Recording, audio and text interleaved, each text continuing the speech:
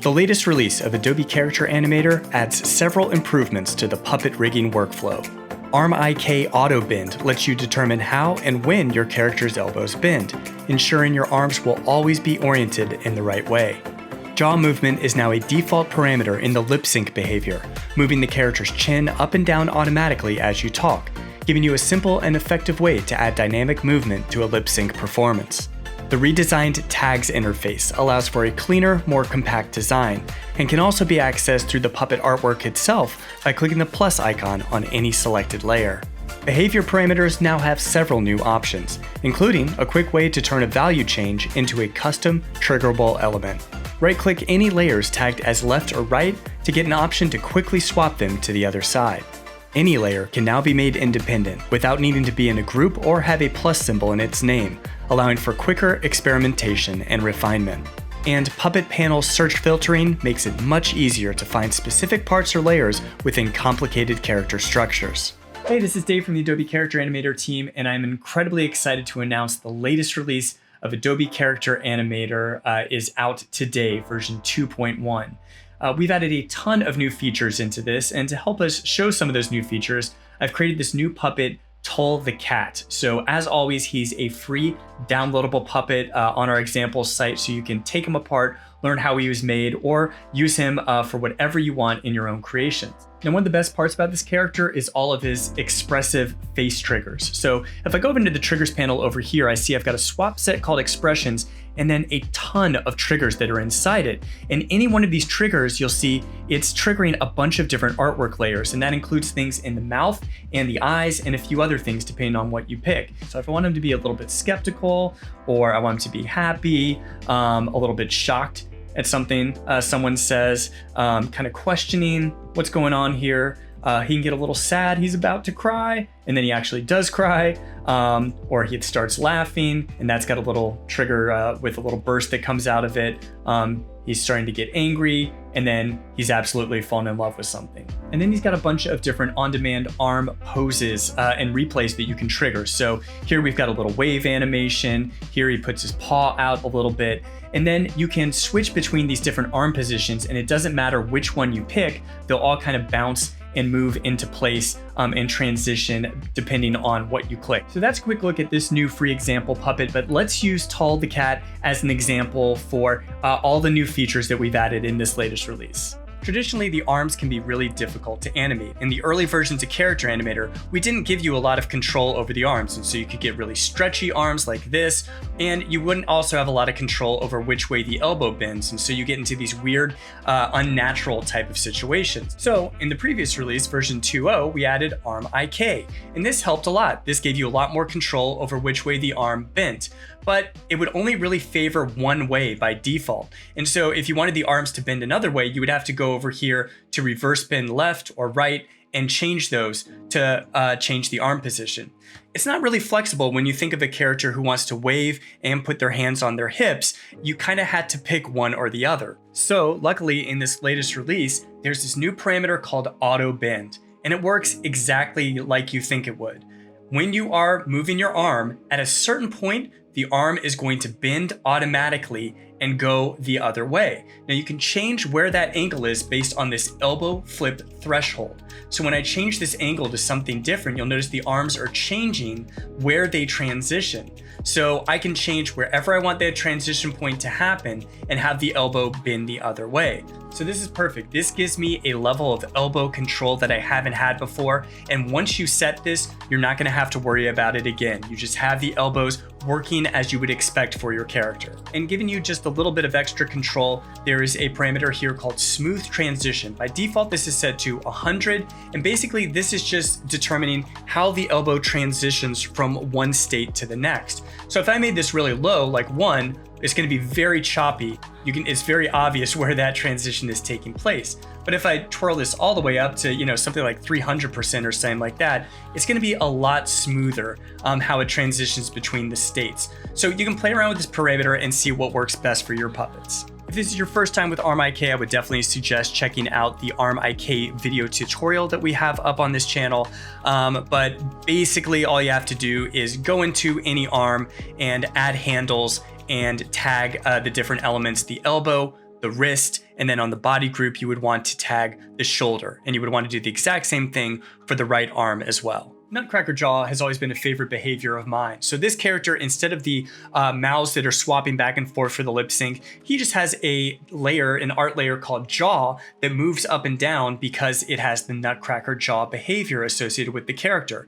And so this is moving up and down based on both the camera input and the audio. So as I'm talking, as I'm moving my jaw up and down, both of those are factoring into how much it moves up and down. But there's always kind of been a problem with Nutcracker jaw, and that's if you brought in pre-recorded audio like I've done here, there was no easy way to get the jaw moving based off of that audio. You would have to play it back and blare the speakers and try to record, the audio coming out of your speakers, and really hacky approaches like that. So if your character has the Nutcracker jaw behavior associated with them, you can select them, go to timeline, compute Nutcracker jaw take from scene audio. That is going to analyze that audio track just like it would for the compute lip sync audio. And as you scroll through now, you'll see the mouth is automatically moving. The jaw automatically moves based off of the audio coming in. So that's a huge time saver if you have a Nutcracker jaw style character.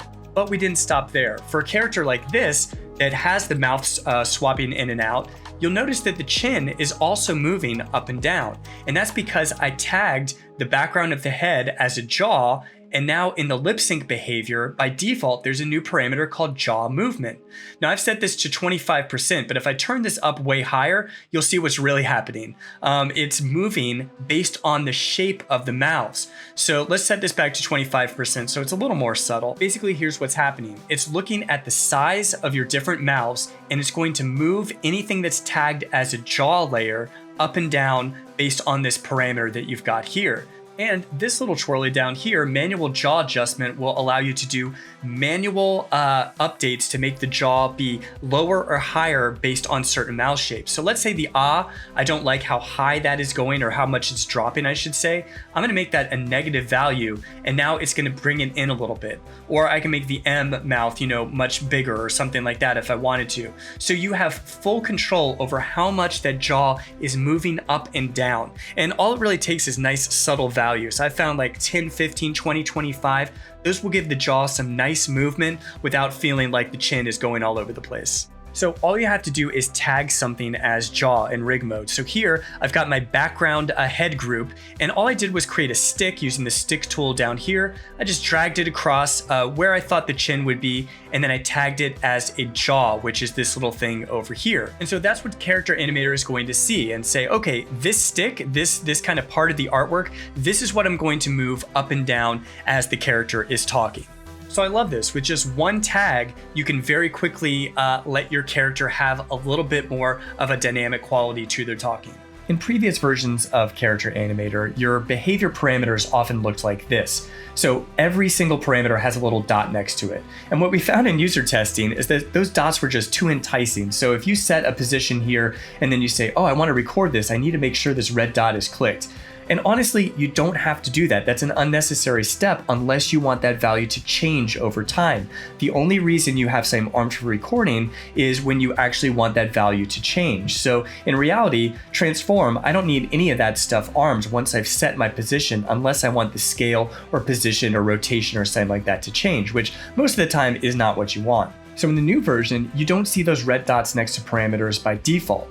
If you do want to show them, all you have to do is roll over them and see the little ellipses icon that shows up here. Click on that, go to Enable Parameter Recording, and now you get an arming dot. So anytime you want that, which again is not most of the time, but if you do want to see that, you can click it and then you can disarm it, and you can also uncheck Enable Parameter Recording to hide it again. Now by default, some of these will show up all the time. So camera input, mouse and touch input, keyboard input for eye gaze, those are all things that you will want to change over time, most likely as you're clicking, the keys around, or moving your own eyes in the camera, or moving the mouse around. So the ones that we think, we're basically making a judgment call here. If you see a parameter icon, most likely that's something that you may want to click and have change over time. But if it's not showing by default, it's probably most of the time just a default value that you don't need to arm to record. Now doing this allows us a space to give some additional options. So for example, you've got create hold, replay, and trigger, create blended hold, add to controls panel. So if I wanted my character to scale down, let's say to 61% or something like that, when I click a trigger key, I can go over here, click on this, say create blended hold, replay, and trigger. That's just going to make it a little bit smoother, and automatically that's going to add down in here in my replays this new thing called scale equals 61, and then it's a trigger over here. So let's set this to something like the N key, for example, and now let's set my scale back to how it was, and now when I press the N key, you'll notice the character kind of scales up and down automatically. So that's a really quick and easy way to have a character, scale up and down or rotate or move or that sort of thing. I personally like the blended hold because that's going to make it a smoother thing. If I just did create hold replay, it's going to very quickly change the value, and that's fine for certain things. For example, if I wanted the eye strength to go down and have the character just staring, that might be something that I don't care about the blend as much. But for the most part, honestly, most of the time I've been using this one, create blended hold, replay, and trigger. Add to controls panel does exactly like you would think it does. So here I've got rotation selected, I click add to controls panel, and now I've got a nice visual dial for my rotation controls for this character. These last two values deal with when you've made a change in your character, in your puppet in the scene that is different from the original value that the puppet had. So originally this puppet's rotation was 0%, but now if I move it a little bit, you'll see I've changed it, and I can see that when it has an X next to it, that means it's changed from the original. And if I just click this again, it's going to go back to the original value. But let's say I've changed this and I want this, I like the character rotated to 21% for some reason. I can say push value to source puppet, and that's going to save that value in the original puppet. So no matter how many times I bring it into other scenes or save it as a .puppet file for other people, this value is now going to show in the puppet. It's kind of the same thing as when you click this little icon up here, push parameter changes to source puppet. It's just a way to do a one-off push change for that individual parameter. I'd say the area of Character Animator that got the most attention for refinements and improvements is the rigging section. And I'll show you what I mean. So immediately you can see that the tagging section has gotten a makeover. So things look a little cleaner. It's a little more compact, doesn't take up as much space over here. And you've got things refined a little bit. So remember in the past when you wanted to do a blink tag and you had to really hunt inside the eye for that little line that was a blink? No more. It's out here outside, as well as the eyelids. If you wanted to add top or bottom eyelids. The eye tagging is also a lot more simple. So instead of needing to tag an eyeball and the pupil range, that little dotted line that was on the side, honestly, most of the time, all you need to do is tag your eye and your pupil. For most people, the eye is going to be a good range for the pupil movement, and so you don't necessarily have to tag the eyeball. But if you call something left eyeball, it's still gonna get tagged as pupil range, and you can see that in the text tags over here. But for the sake of simplicity here, we are really only dealing with the eye, so for your general eye group and eye shape and the pupil inside of it. Because as we showed earlier that the jaw is now recognized by the lip sync behavior, that has also moved into this section as well. And you'll notice the mouths are lined up in a more closed to open order, so it makes it a little bit easier as you're tagging mouths to kind of find them. So sometimes when you're tagging stuff, it can get tedious to keep moving back and forth between your artwork or your layers or your tags panel over here. And that's why you'll see when you select something, either a layer over here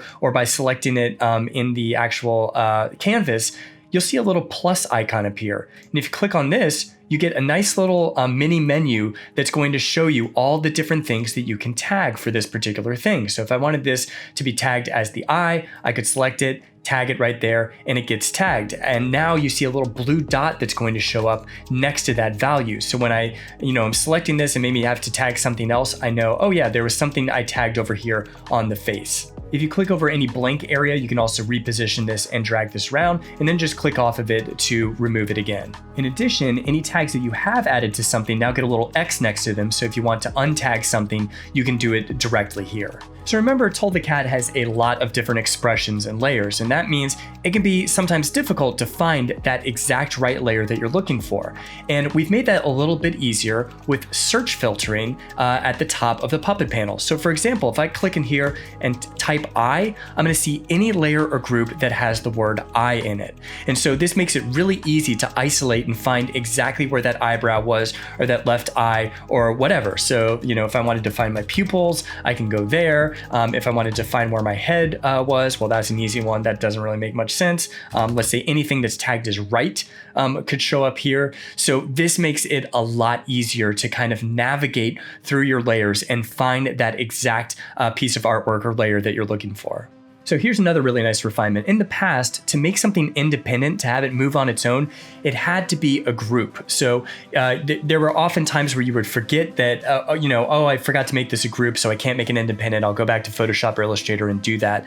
But now you'll notice that even layers can be set as independent as well. So this just makes the workflow a lot easier. It's a lot less back and forth between Photoshop and Illustrator. Now you can make things automatically independent without making them a group directly in Character Animator.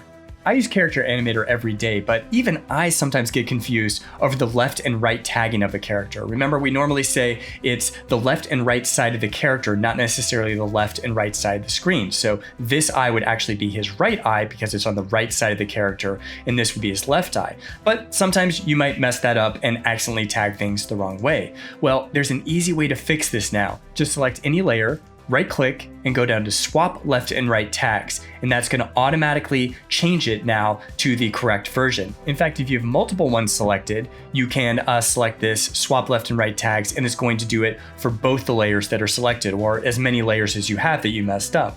Now, if you did this to the entire puppet, and it's going to be tedious to find every single instance of left and right that you need to swap, that's no problem. You can actually just select the puppet over here in the project panel, go up to Puppet, swap all left and right tags, and that's going to automatically swap every instance of left to right and right to left. Finally, you can now cut, copy, and paste handles within a given puppet. So I can select my draggable and right wrist tagged handle here, go up to Edit. There's the shortcuts as usual, but I'm just going to go to copy up here. Then I'll move into a different place. Let's say I'm going into the hands, and then I would go to edit, paste, and that exact same tagged handle is going to show up in the exact same position that it did in the right arm. So this is a good way if you want things to line up precisely. So let's say instead of draggable and right wrist, I wanted this instead to be a magnet, for example. I could do that and have it show up in the exact same position that I'm dragging it in the hand. We've also added a lot of refinements to recording and editing as well, including you can cut, copy, and paste a lot more things. And that includes Visemes, so I could select a bunch of Visemes, copy them, and paste them over here. And I can do the same thing for triggers. I can select any triggers, copy them, and paste them, and they'll show up wherever this current time indicator is showing up.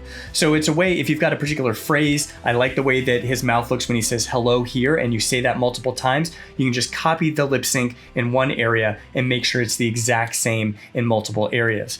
And same thing with the triggers. You've got a trigger setup that you like, you can copy and paste that as much as you want. By default, the dragger behavior, when you start clicking and dragging around with the mouse, it looks for the closest dragger handle. So even though I'm all the way in the corner up here, when I start dragging, because the left arm is the closest, that's what it's going to look for. Sometimes you don't want that. Sometimes you will accidentally be clicking and dragging things, and you want to limit that. And luckily now the dragger behavior has a new parameter, limit range. If I click on this, I can set a value for how far away from the dragger handles I want to be able to drag. So now, because this is set at 52 pixels, when I drag up here, it's not doing it. It's only when I get within 52 pixels of the dragger that it's actually going to work. So this just, particularly if your character has a lot of draggable elements, let's say you have a dragger in the hand and the elbow and the knees and the legs, maybe this is something you want to do so you're always doing precise dragging as opposed to dragging the wrong thing. Cycle layers is one of the most common custom behaviors that people will add to their creations to allow you to have frame by frame animation. So for example, the lava bubbling down here, this is just a 3-frame animation, three layers that I added the cycle layers behavior to have it move in sequence. But sometimes the timing of your cycle layers when it lands on a particular frame is really important to your animation. And so in addition to immediately and when triggered in the start panel, we have a new one called synced to timeline. And what that's going to do is not make the lava run all the time like it would, but now when I scroll through, I will see frame by frame exactly where the lava is going to be at any given time. So this will help you in timing certain sequences. If you want, a splash to happen and get a character's face wet at just a precise moment, you would probably want to set that splash to sync to timeline so you can scroll through it and see exactly when that splash is going to happen and then be able to time it exactly right. The Start workspace has added some new example puppets, including Thorn the Troll and the Ninja character. You'll also notice it's a little bit easier. The puppets are a little bit bigger and you will only see the descriptions when you roll over them. Makes it look a little bit nicer and cleaner. And then the last one down here, See More Puppets, takes you, if you click on it, to a website showcasing third-party companies that are using Character Animator to sell puppets or puppet creation services. So this includes digital puppets, e-learning art, and Graphic Mama, and we expect we'll be adding more of these in the future. But you can get a free puppet from each of them here and see how they're using Character Animator to make custom characters for people. Now, in addition, when you click Try Online Tutorials or See More up here, that's going to take you to newly redesigned resource pages for each of these. So we have a ton of all the puppets we've ever showcased here on our videos and some of these tutorials showing up here, and including blank templates, mouths, a background pack, all sorts of different stuff. And then the tutorials page has all of our main tutorials here where you can find them all, download the example projects, see the latest episodes that we do of new characters or tutorials from community members, and then additional tutorials down here. So all of these pages are easier than ever to access and just look a little nicer overall. All right, that's it. Hope you enjoy all those new features, and we would love to see what you create with this stuff. So please use #CharacterAnimator when sharing on social media so the team can find it. We have this internal Slack channel. We share all the cool stuff that we're seeing people making. So that's the best way to get recognized by the team. Also, if you're running into any trouble with any of the new features we've shown today or anything else in the puppet creation or recording or streaming process, the best place to get help is the official Character Animator forums. All right, that's it for this installment. Thank you very much for watching and have fun.